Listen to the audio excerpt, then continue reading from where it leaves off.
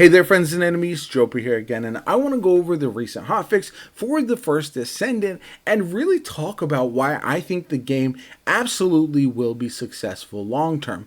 There are a lot of things to like about the development of this game. It is far from perfect, but there are some key indicators that show me they are sticking around for the long haul with the First Descendant, and I think that's absolutely huge. Some things that are missing from other live service looter shooter games. So first off, in today's patch, we saw the return of the best farm in the game, Fortress Outskirts. And if you haven't done this before, do it on Bunny. It's absolutely hilarious. Plus, you can farm for one of her reactors that can be absolutely insane, especially if you get it with the Thunder Cage if you're using that one. And yeah, this farm is bananas. I absolutely recommend doing it if you want to generate a bunch of gold, Kuiper, some materials, and also a bunch of reactors as well.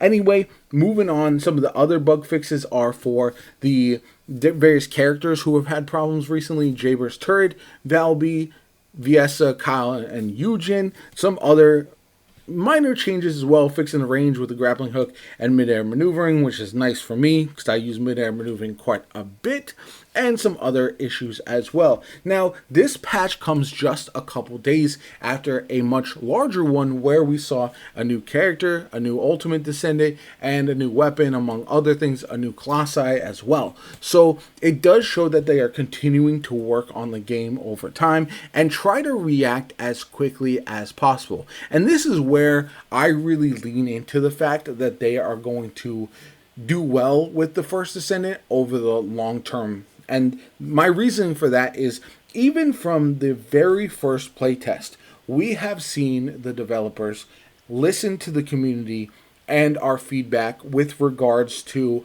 updating the game. With every successive update, the game has gotten better. In that regard, it really reminds me of Warframe. The developers of Warframe have long listened to the community. Nothing is going to be perfect. I have said this till I'm blue in my face, that a lot of people expect all of these games to be perfect, bug-free, best possible content specifically made for them, and that's just not possible. You can't listen to everyone in a wide, diverse community like the First Descendant or Warframe or Destiny 2.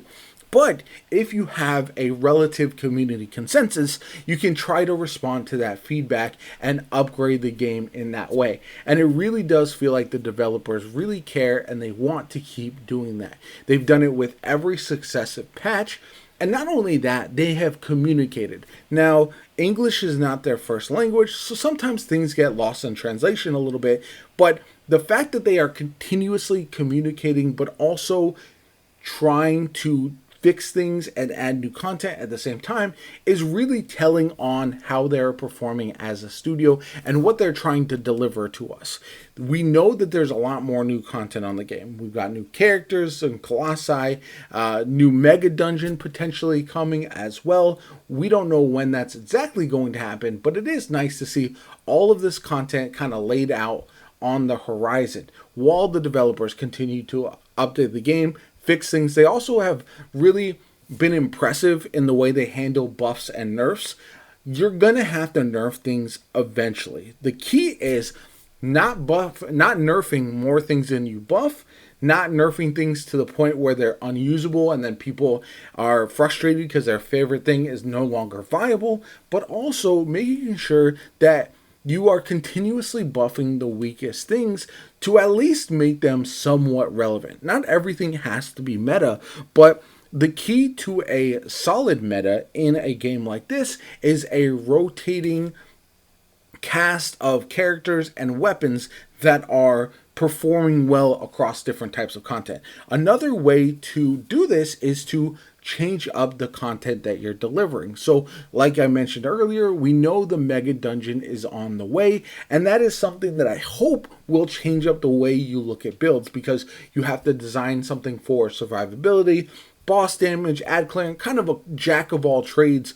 While now pretty much all builds are specifically focused on one thing. Whether it's a boss melting build or a mobbing build, you don't need to think about both necessarily.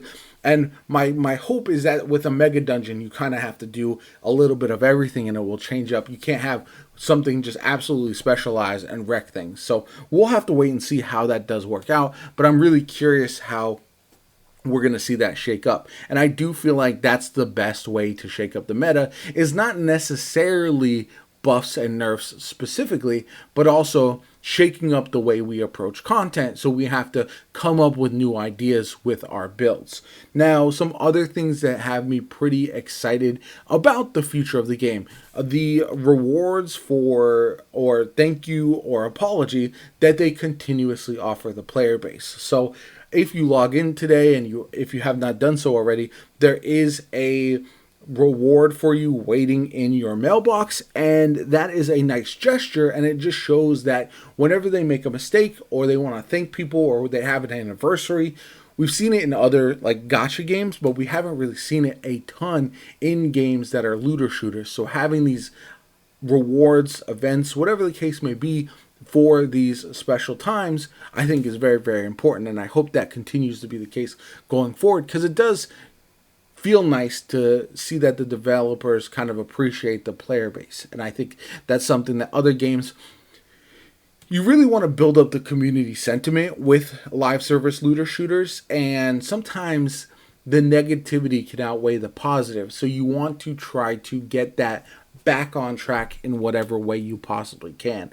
As somebody who has played Destiny from day one, I played Warframe, I played Anthem when it was around, Marvel, Avengers, I've played Suicide Squad, pretty much every looter shooter you can possibly name. I've seen the reaction from the community as it ebbs and flows. When people get frustrated with the game and feel like they're not being acknowledged, that's the hardest part. You need to let people know that, hey, this might take a while to fix. This is not something we can do anything about right away, but we are thinking about you guys. We are trying to fix it as quickly as possible. We're trying to make things better as soon as we possibly can. And in the meantime, here's something to help you out, tide you over, and hopefully keep you engaged for the short term. And so that's all the kind of combination of things and reasons why I'm really excited about the future of the Descendant. It does coincide with a downturn in Destiny with the layoffs that they've had and a lot of other changes that are likely coming to that game. That has for a long time been my main focus. So now knowing that we have a lot of new content with the First Descendant on the way, and this is a game that looks like it's going to thrive over the long term, has me really, really excited, because I just look forward to having a new looter shooter to call home, and this might be the one. Anyway, let me know what you guys think in the comments down below. Are you as excited as I am about the long-term future? I understand there's going to be flaws in this game. It might not last forever for everybody, but I do think there are reasons to be positive about the future. Anyway, my name is JoPa. Have a good one. Like, comment, subscribe, and I'll catch you all later.